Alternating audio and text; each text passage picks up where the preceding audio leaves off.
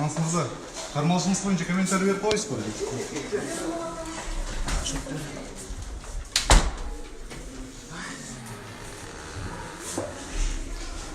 Манас Арабаевты сот залына алып келісті. Манас Арабаевты. Марат комментарий алдында керек.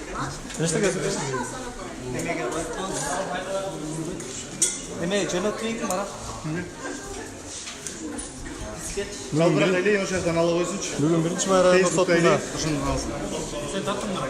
Айда Саляман башқару шарасы қаралып жатқан азыр кечөөнү кармалды деген Манас Арабаевты да алып келишти.